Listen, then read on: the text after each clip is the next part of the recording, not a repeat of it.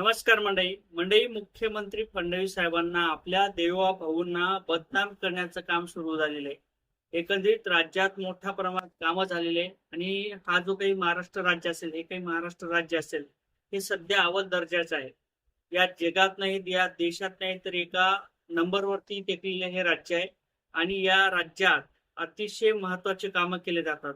म्हणजे या भागातील जो काही शेतकरी असेल तो सुद्धा सुफलाम आहे. त्याला कोणत्याही प्रकारची कमी नाही. आता एकंदरीत अनेक पद्धतीने मुख्यमंत्री फडणवीस यांना टोल केला जाते. आता मुख्यमंत्री फडणवीस साहेबांना नांदेडच्या पुलावून सुद्धा टोल करण्यात आलेले आहे. म्हणजे त्या ठिकाणी जे काही ब्रिज असेल तो कोसळला होता. आता ज्या पद्धतीने नितीन गडकरी साहेबांनी हे काम केलेले, हे काही देवेंद्र फडणवीस साहेबांनी काम केलेलं नाही. आणि त्या ठिकाणी देवेंद्र फडणवीस साहेब काही पाणी टाकायला गेले नव्हते. अनेक ठिकाणी विरोधी पक्षांच्या माध्यमातून सांगितलं जाते की मग नांदेडचाच पूल का कोसळला, त्या ठिकाणी एकाच ठिकाणी काही भूकंप आला का, आजूबाजूला काही भूकंप आला नाही का, सर्वसामान्य व्यक्तीचे घर का पडले नाहीत, त्या ठिकाणी बंगले का पडले नाहीत, फक्त तो पूलच का कोसळला. आता जर बंगला बांधायचा असला, जर घर बांधायचं असेल किंवा एखादं आपल्याला काम करायचं असेल, तर त्या ठिकाणी स्वतः माणूस पाणी टाकतो. आता या ठिकाणी काय होते, एखादं घर जर बांधायचं झालं तर त्या ठिकाणी जो मालक असतो तो मालक स्वतः त्या ठिकाणी पाणी टाकतो, त्या ठिकाणी देखभाल करतो. आपलं घर व्यवस्थित झालं पाहिजे. कारण तर आपण जी काही जी काही सुरुवातीपासून आपली पुंजी असेल, जी काही संपत्ती असेल, ती आपण त्या घरात टाकलेली असते. म्हणून त्या ठिकाणी मुलगा सुद्धा पाणी टाकतो आणि घरचा मालक सुद्धा पाणी टाकतो. आता जर हे रोड बनवलेला असेल तर मुख्यमंत्री फडणवीस साहेब काही तिथं पाणी टाकायला जाणार का? त्या ठिकाणी कोणाला तरी कॉन्ट्रॅक्ट दिलेला असते. कॉन्ट्रॅक्ट दिल्यानंतर त्या ठिकाणी जो काही ठेकेदार असेल त्याच्या माध्यमातून काही टक्केवारी घेतलेली असते, कमिशन घेतलेलं असेल. आणि त्या जर ठेकेदाराला परवडलं नाही तर मग तो काही घरातून पैसे टाकणार का? आणि कोणता ठेकेदार त्या ठिकाणी पुलावरती पाणी टाकायला जातो? आता जर साहजिकच आहे, विरोधी पक्षांचं जे काही म्हणणं असेल त्याच्यावरती आपण बोलणार नाही. कारण तर मुख्यमंत्री फडणवीस साहेबांना टोल केलं जाते, त्यांच्यावरती आरोप केले जातात.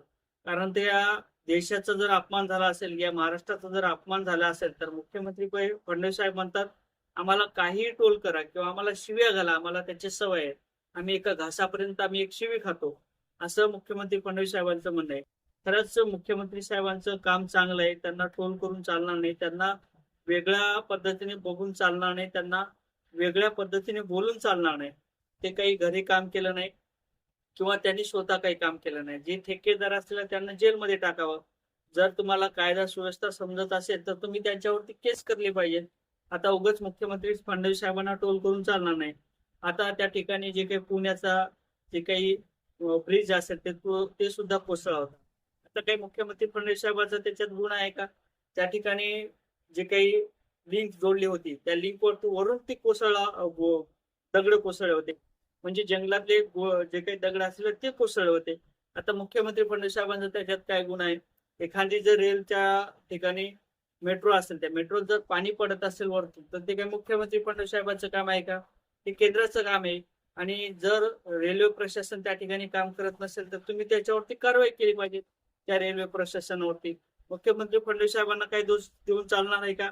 आता एखाद्या जर ठिकाणी रेल्वेचा पूल असेल, तो जर कोसळला असेल, तर मुख्यमंत्री फडणवीस साहेबांचं त्याच्यात काही घेणं देणं नाही.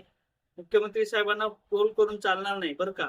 आता एखादा जर रोडवरती गड्डे पडलेले असतील, एखादा दोन गड्डा पडला, तर ते एवढं मोठं काम म्हणल्यानंतर मुख्यमंत्री फडणवीस साहेबांना का टोल करता? एखाद्या दोन ठिकाणी गड्डा पडतच असते. आता मुंबईचे तुम्ही झाडं वगैरे कोसळलेली म्हणता, त्या ठिकाणी मुलं वगैरे पडले, त्याचं निधन झालं त्या मुलाचं बारक्या. अनेक ठिकाणी काही लोक मृत्युमुखी पडले, त्याच्यात मुख्यमंत्री फडणवीस साहेबांचं थोडंच काय काम होतं? आता एखादं झाड पडलं तर मुख्यमंत्री फडणवीस साहेबांनी थोडी सांगितलं होतं की ते झाड त्याच्यावरती कोसळलं पाहिजे. हे टोल करून चालणार नाही. महाराष्ट्र प्रगती पदावर आहे, महाराष्ट्र काही ना काहीतरी करतोय, म्हणून मुख्यमंत्री फडणवीस साहेबांना तुम्ही टोल करून चालणार नाही. खरंच जर यापूर्वीचं राजकारण असेल किंवा मुख्यमंत्री फडणवीस साहेबांच्या अगोदरचं राजकारण असेल, काँग्रेसने जे काही 75 वर्षात काम केलं, ते मुख्यमंत्री फडणवीस साहेबांना करता आलं नसतं का? त्यांनी काही भ्रष्टाचार वगैरे केला का? त्यांच्या कार्यकर्त्यांनी काही भ्रष्टाचार केला? एखाद्या नेत्याने काही भ्रष्टाचार केला का? हे चुकीचं आहे. राम मंदिर असेल कोणतं असेल, ते भ्रष्टाचार काही स्वतः झाला नाही, त्या लोकांनी कोणी करायचं ते केलं. आता मुख्यमंत्री फडणवीस साहेबांना टोल करणं बंद करा. कारण तर देशाच्या हितासाठी जर निर्णय घ्यायचे असतील तर थोड्याफार गोष्टी घडतच असतात. म्हणून टोल वगैरे करू नका बरं का. आणि नक्कीच तुम्हाला काय वाटते कमेंट करा. जय शिवराय.